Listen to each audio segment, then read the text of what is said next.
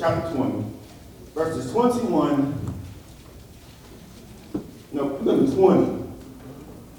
22. 20 to 22. Let's read in unison. And they arose early in the morning and went forth into the wilderness to Tekoa. And when they went forth, Jehoshaphat stood and said, Hear me, O Judah, and ye inhabitants of Jerusalem. Believe in the Lord your God, so shall ye be established.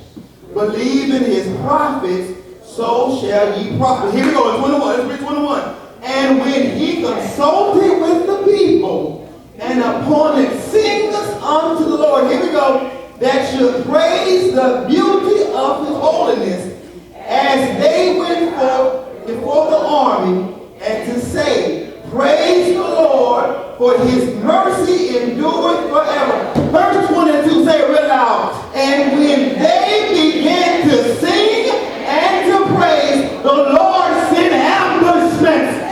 Say it again, 22. And when they began to sing and to praise, the Lord sent ambushments against the children of Ammon, Moab, and Mount Seir, which were come against Judah, and they were smitten.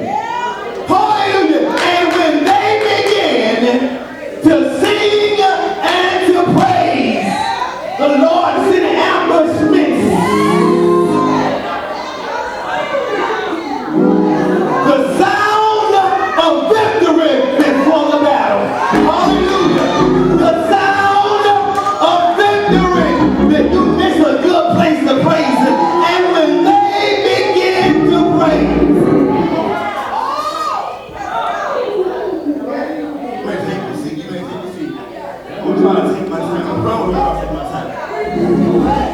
But we've been in service now. It's 12:10. We've been in service now for about an hour and some change. About an hour and 25 minutes or so.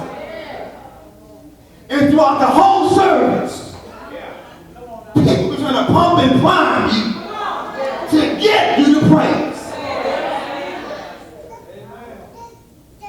The man of God on the organ, he was playing, he was saying, lift your voice and open up your mouth and sing and join in with us.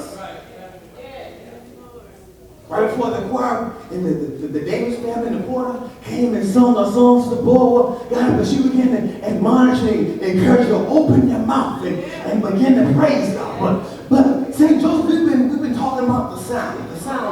And one thing to discover about the sound is in Psalms 150 that the very first sound comes from right here. Let everything that hath breath. So what happened here in this text, see, Jehoshaphat was king, and word got back to him that the Moabites and Ammonites were going to come and attack. They came back and told him, and see, this came about after Ahab died, and the Moabites began to rebel against Israel. So word got back to Jehoshaphat that they was going to come and attack. And the Bible says that, you can read it for yourself, that fear came upon him. Right. And he began to seek the Lord. Yeah. And call for a fast. Throughout all Jerusalem. And then as he called for the fast, and then the Lord came to him, the word of the Lord came and spoke, said, don't be afraid. Be not afraid, nor dismayed. We in verse 15, by reason of the great multitude. Here we go. For the battle is not yours, but God's. Tell you that it's not yours, it's God's. Tell me it's not yours, it's God's. But you hold the weapon. Come on, but you hold the weapon. But you hold the weapon. So the first thing is, in pick up here at verse 20, when they arose, he said to Judah, Jerusalem, he said, believe in the Lord. That's important. Because sometimes the things that are come, that will strike fear in you. And fear will rob you of your faith. Fear will come in and make you forget what God said.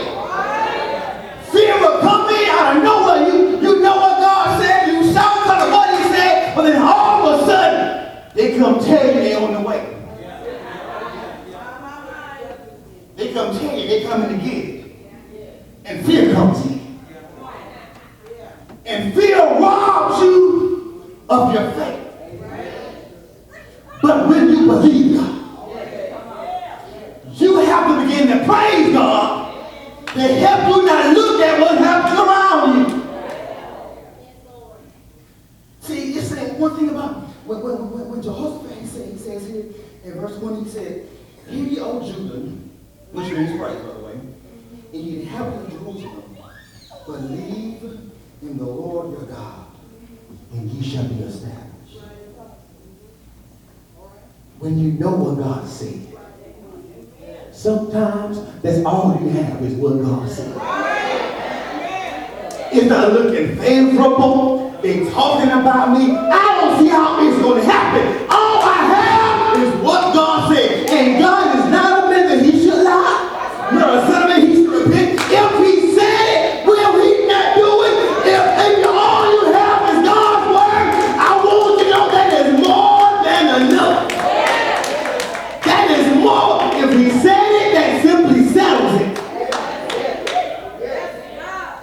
And what you have to do now is encourage your faith through your praise. I don't see it, but God said, so I'm going to bless him anyway. I don't know how it's going to happen, but I'm going to lift up holy hands and begin to thank God anyway. I know they're talking about me. I know they see what I'm going through, but I'm going to lift my hands. See, one thing about believing God, you believe in him because you know he is able to do it. See, God already has a proven track record. If you don't believe it, look at where you're sitting at right now. Because somebody wants to could be here. If you don't believe it, look at your bulletin at the prayer list. It's getting longer by the week. There is somebody that wish they could be in your seat. But when you believe God, when you trust God, it's just something in you that I don't know what's going to happen or how it's going to happen, but because God said it, I'm going to muscle up and praise. I'm going to lift up a hallelujah. I'm going to wave my hand. We talked last week about the woman that came to wash his feet with her tears and her hair. And she was called a sinful woman. But her sins did not keep her from getting to Jesus. And all the folks around the table, the text said that the Pharisees said, if he had known what kind of woman she was, if he had been a real prophet. See, you can't let folks and what folks say about you cause you to not trust what you already know God is able to do. Without faith, it is impossible to please God. Faith is simply preparation for what God already said. So when you believe God, when God has said it, you believe it, you prepare for it. So they got up early. And they began to, he said, don't be afraid. Believe God, and you shall be established. Believe the prophet, so you shall prosper.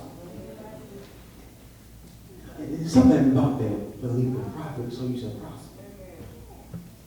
Because if you look over here in verse 14, then upon Jehaziel, the son of Zechariah, and the son of Benaiah, the son of Jeriel, the son of Mathaniah, a Levite of the son of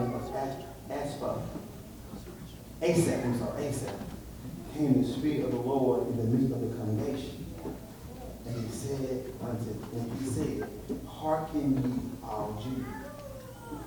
The Lord already released the word of hope before the battle. This is the thing. if we are really sensitive to what God is saying and doing in our life, He will always give you a warning. And listen. Not only give you a warning, but He'll give you a word of hope on the front end. Carry you through the middle to get you to the promise. You gotta get there. If you are sensitive to what God is doing in your life, right before you hit trouble, He'll send the word of hope. He'll send the word. And when you get in the midst of your storm, all you had is the word before the storm. It's all you had. It's all you had. I remember before I became pastor, somebody gave me a word and said, you're going to go through some things. Said, you're going to go through some things. But it's going to be all right. You're going to go through. You're going to see some things you wouldn't thought you was going to see. And I didn't know how to take it. I wanted to rebuke them right then because I was in a good place in my life. But when the storm came, the Lord had already given me the hope and the promise to hold on to in the midst of the storm. All I had to do was believe God. Just believe God. Just simply believe God. When you are faced with adversity and you cannot see the outcome, and all you have is the word of God to stand on, that produces a sound of victory. When all you have is His promise, that in itself produces a sound of victory. We keep going on, we get to verse 21, it says, and when He had consulted with the people, here we go, and He appointed singers unto the Lord that should praise the beauty of holiness. He has some folks appointed to sing in the choir. So now the question becomes, have you been called to sing? See, I can't appoint folks to the choir. But when the right folks are there,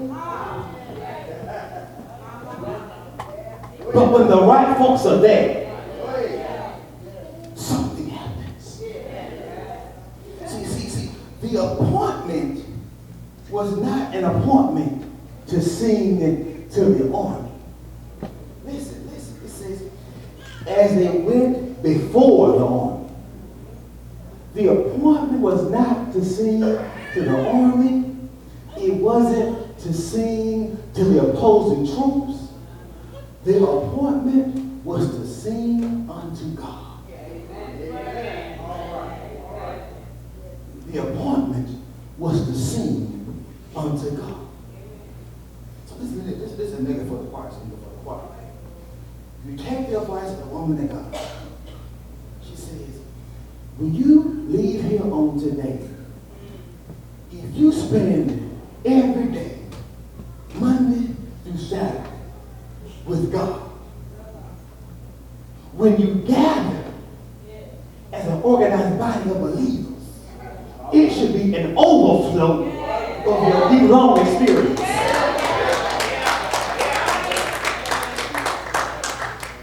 If you have spent the last 6 days with God, on the 7th day, it's just a manifestation of my week-long experience.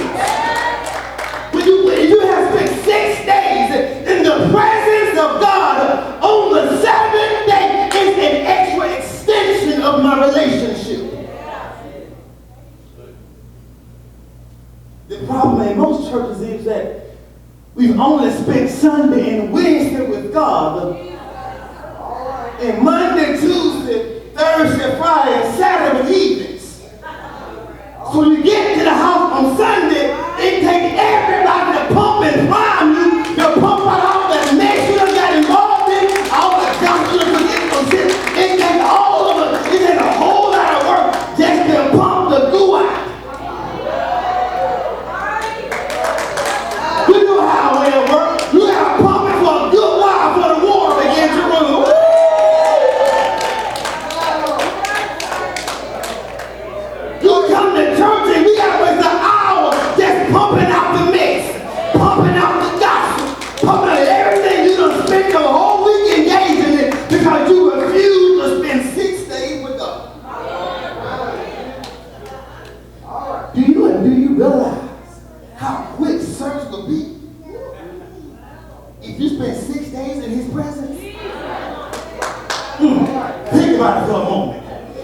about it for a moment. Think about it for a moment. If you spend 6 days, I'll make it easy for you. You spend 1 hour for 6 days with God. Just even 1 hour.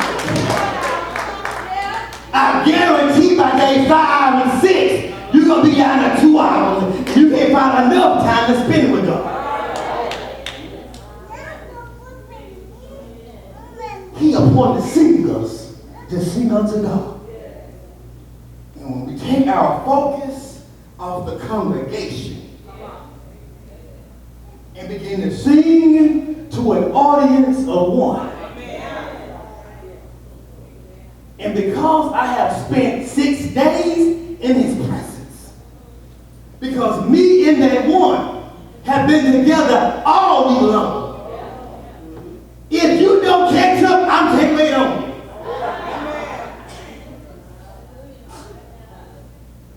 The appointment was not to sing to the people, but to sing to God.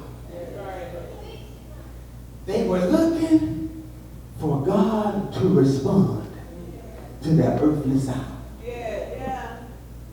Listen.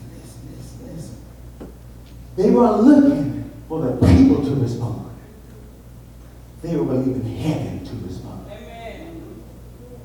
Many times, when the choir is pumping and priming, they really wait for you to respond. Because at some point, the whole choir will be crazy. It's simple. At some point, the whole choir will be on your feet. Right.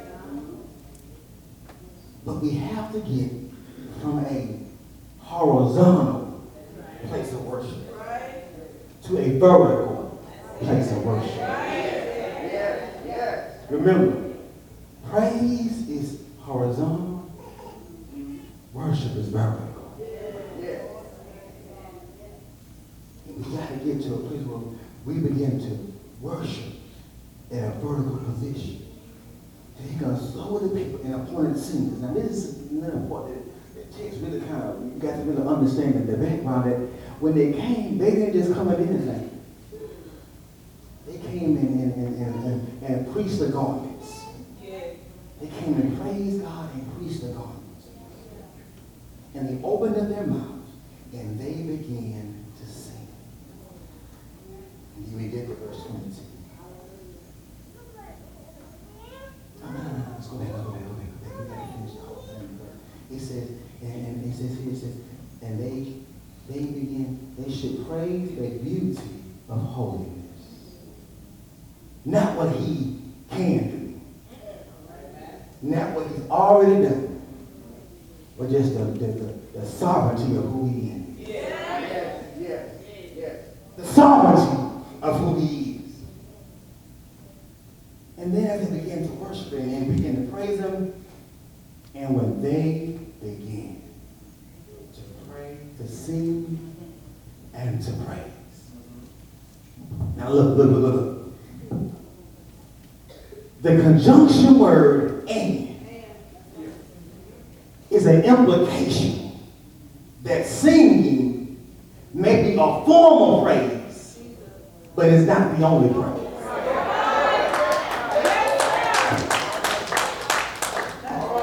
The text says, when they began to sing and to praise, that means that something happened besides the singing. They begin to sing and to praise, and to praise, it simply means to speak well of him. And if you begin to get to just get a group of people, how many people, when people get to cheering for you, you don't get hyped up yourself. They get to cheer, calling your name and singing. Your head gets so big you almost fit through the door. But people begin to pump your head up. It's just something about your chest stand out. You begin to walk differently. If just imagine what would happen. Just imagine, if you will, is that while the choir is singing, the people began to praise. Just imagine, if we understand that singing is a form of praise, but not the only way to praise. If the whole church began to participate in the worship experience, what a mighty move of God we would experience on a regular basis. And the text says, when they began to sing and to praise, the Lord is sending ambushments.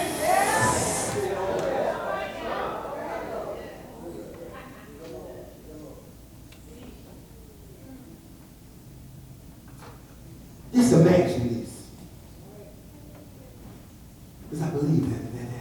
And it says that when they had come against Judah, they were smitten.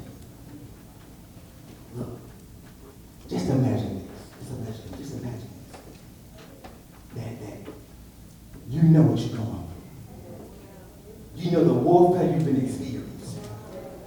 And the Lord has assigned angels to fight for you. There are angels assigned to go to war for you. And they're in heaven right now, like this. They ready to go to war.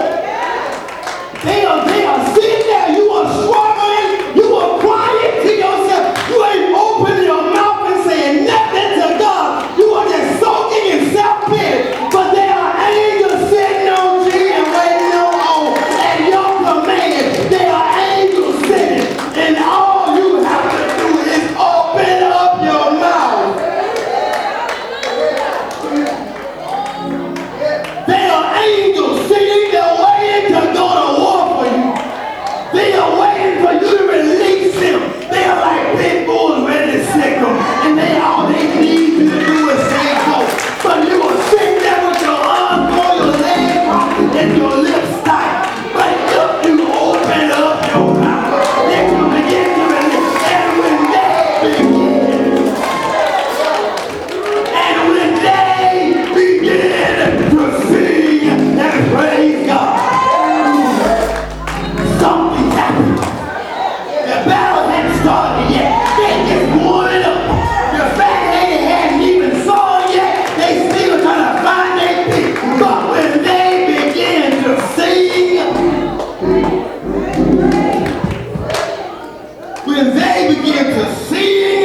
and praise God, something happened in heaven.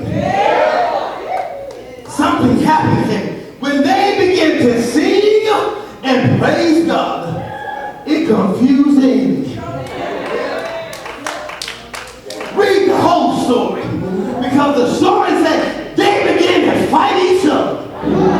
They didn't have to lift up a weapon. All they had to do was open up their mouth and release a sound from the earth. There is a sound of victory that when it is released from your belly, you won't have to fight it all. There's a sound from the earth that God wants to hear that is like music to his ears. That is a sound in your belly that the Lord wants to hear, and all of heaven will come down at you.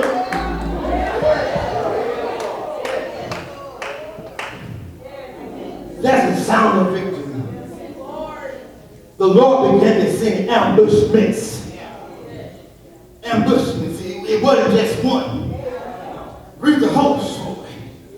They killed each other and then turned on others. Everybody. Everybody. The warfare you in.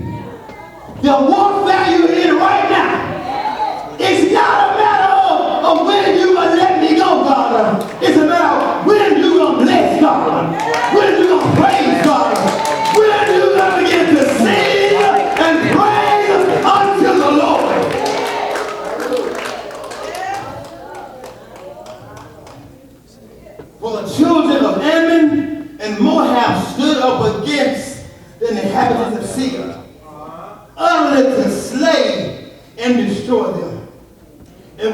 had made an end of the inhabitants of Syria. Everyone helped to destroy another. Everyone helped to destroy another.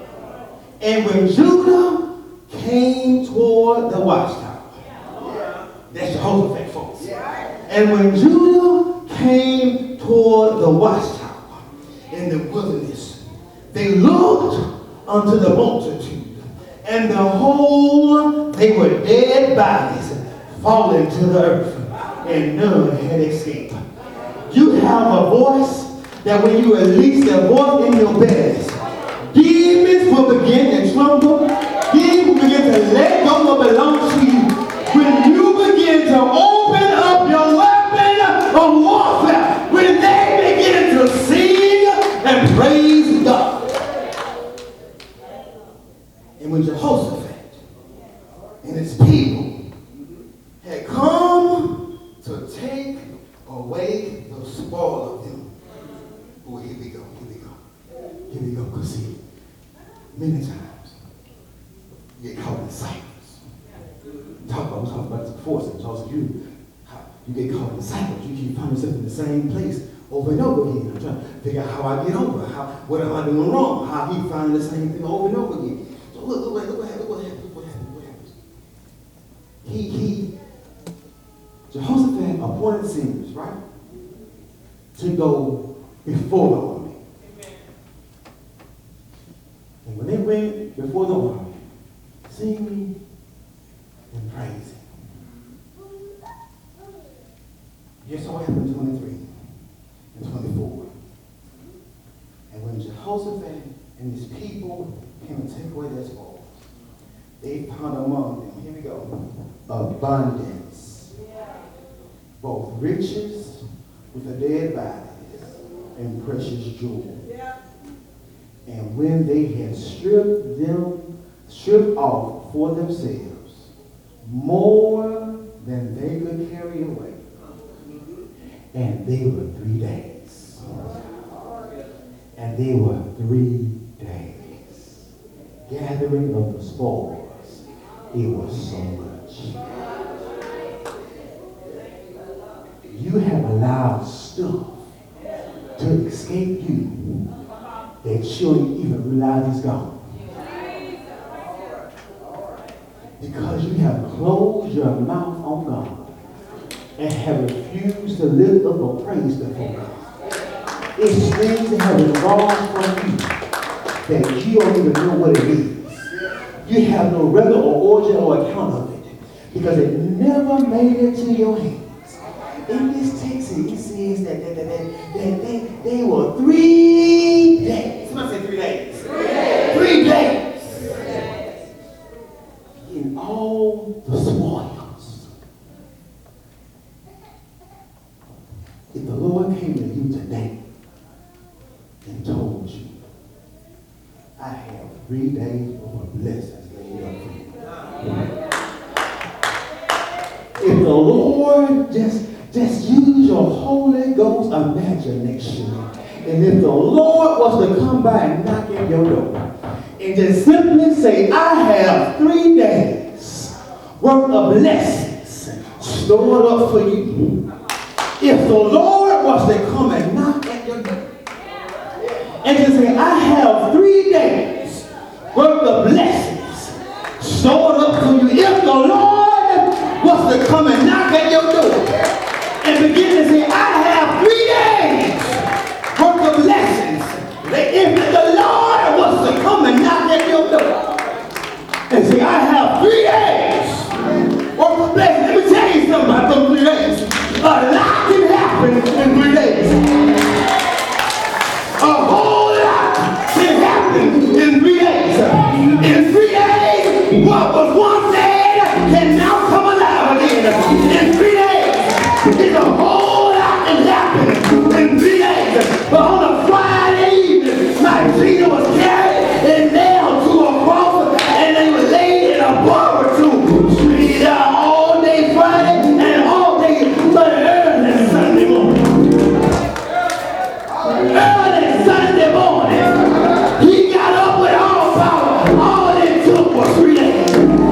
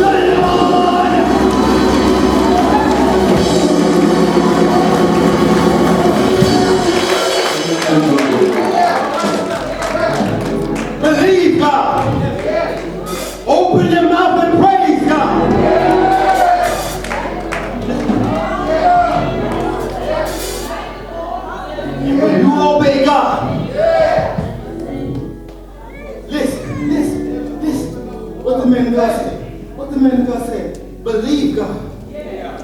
So shall you be established. Believe his prophets. So shall you prosper. Prosper. Prosperity. Locked in your obedience to the prophet.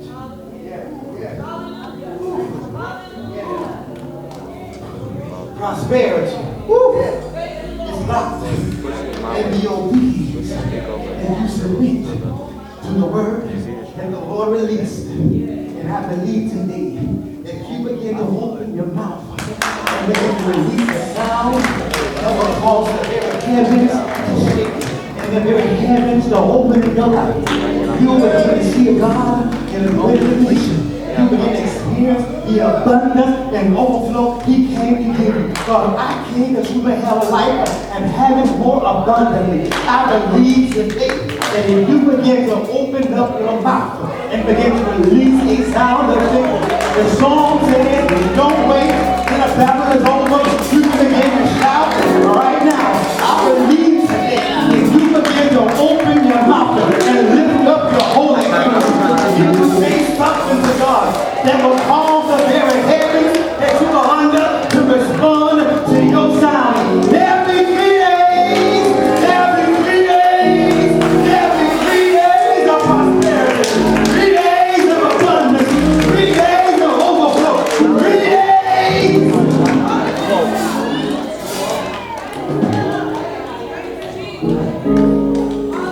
It's all they need. All they need. All they did was obey. That's it. They obeyed God and believed God for the outcome. Because they obeyed God and they believed God, God fought for them. God fought for them. There's a sound. There's a sound. There's a sound that doesn't come from the pulpit. There's a sound that doesn't come from the minstrel. There's a sound that doesn't come from the choir. There's a sound God's will to be released from the pews. From the pews. Because so many times the pews depend on the choir to get them ready. The pews depend on the preacher to get them stirred up. But I need to let you know today that heaven is waiting on the pews.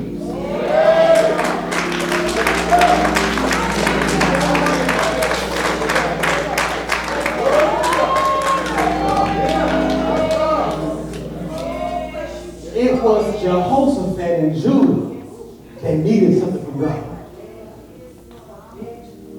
It was Jehoshaphat and Judah that began to obey God. It was Jehoshaphat and Judah that began to lift up a sound to God.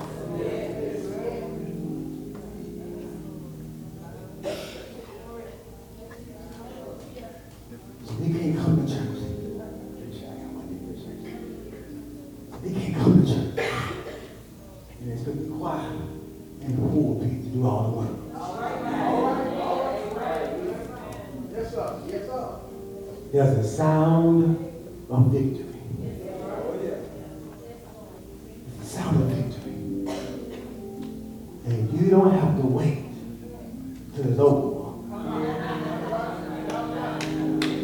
to begin to praise and sing to God.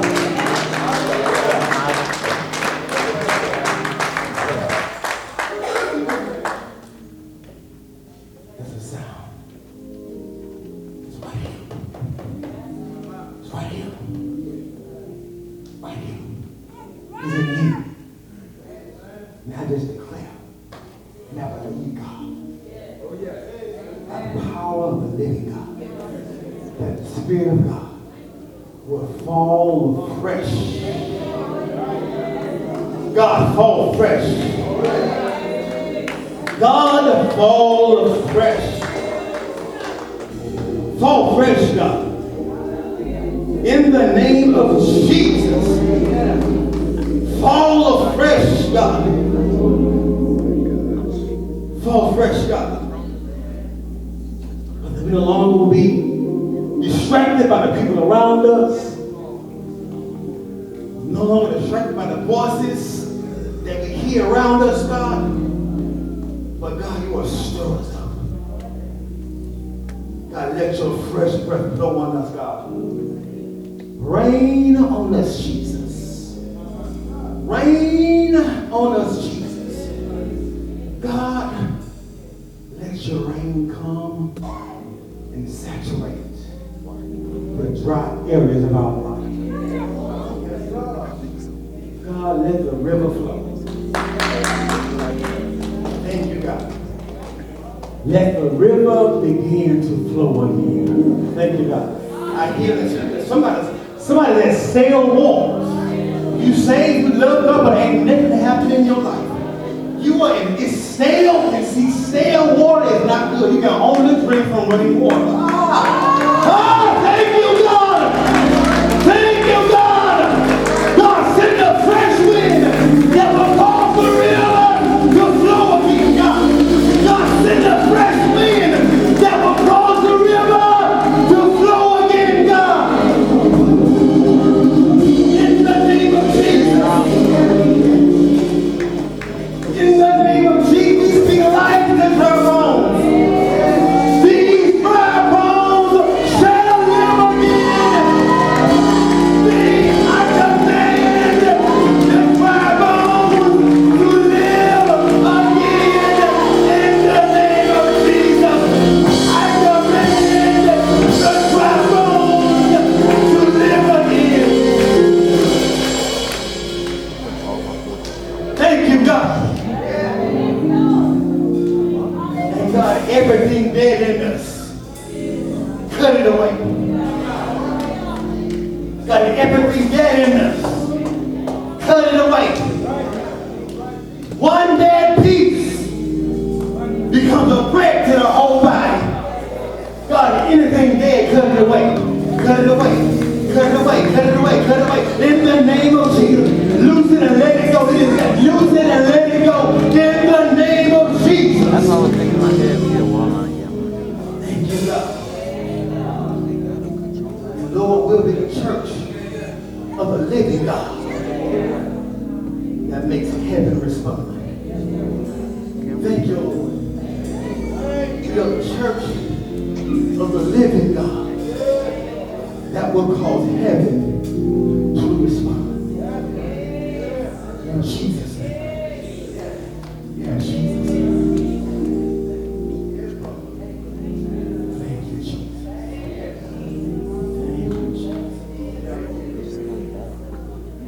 Thank you, Jesus. You're here today. You have still waters.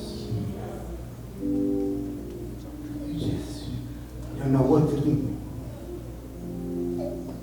You're full, but you don't know what to do with it.